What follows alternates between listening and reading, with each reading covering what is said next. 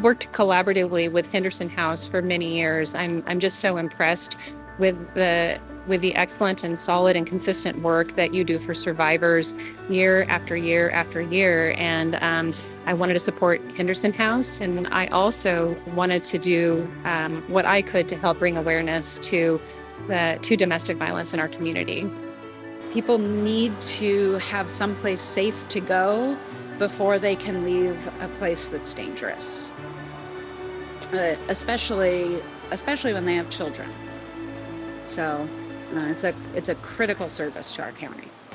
Well, I mean, I would think the importance of connecting them to Henderson House is you guys have the resources and the abilities and the people skilled enough to take care of the work and to do the dirty stuff that not everybody else can either handle or wants to do.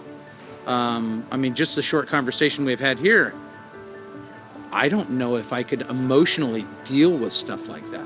When I think about what would make someone especially vulnerable to potentially being a victim of domestic abuse, it's hard for me to imagine because I myself have not been in that situation. At the same time, one of the things I love about theater is it gives us a chance to walk in somebody else's shoes and to experience maybe parts of ourselves that are not all of ourselves, but parts of ourselves that are inside, and to be empathetic. And so lots of times I've had opportunity to play characters who might have some aspect that would be that kind of vulnerability.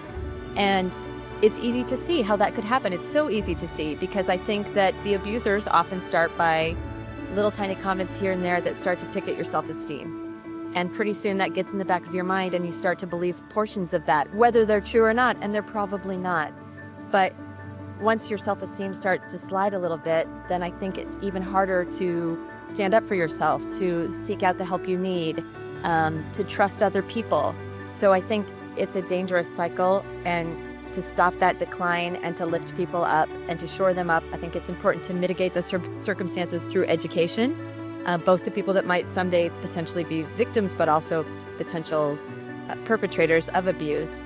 So education and training, I think, is so important so people can spot signs early on before it becomes so difficult to get out of situations or before you start believing those voices in your head. I think there's a lot of fear of like the what if. Like, even if you know it's the right decision, like, what are the ramifications? You know, are you really putting that fire out once you get away from it? I think it's more complicated than just saying, I'm done, you know, or I need out, or I need help, and I'm gonna make a phone call. I think it takes a lot of willpower and a lot of energy to pick up that phone and ask for help. I completely understand the abuser-abusee mentality of like, no, they're gonna change. I love them. Everything's gonna be fine. I get that in my core. And yeah.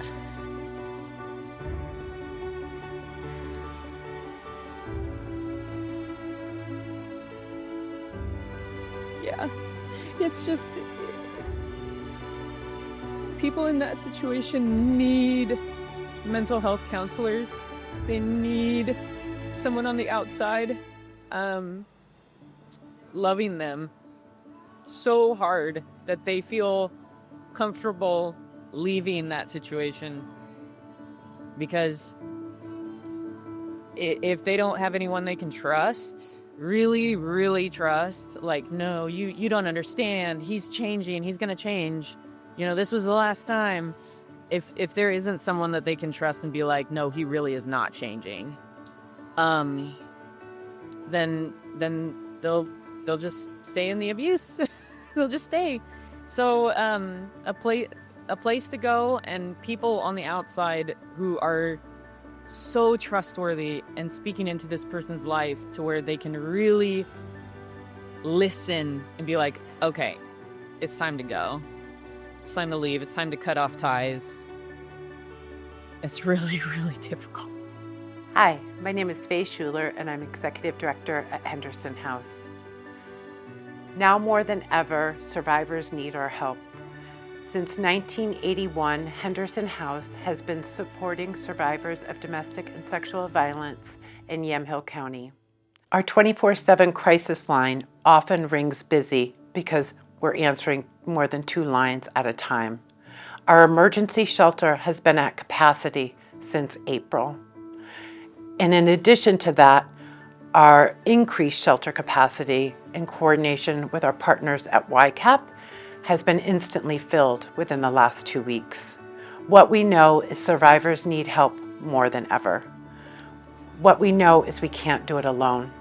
With diminished resources going to nonprofits that serve survivors of domestic and sexual violence, we need increased support from our community.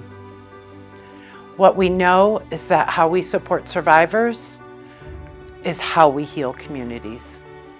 And I'm hopeful that together, through your generous support, through your dedicated volunteer time, through your awareness in the community about the resources that Henderson has to survivors, we can make it happen and we can serve more survivors and meet their needs.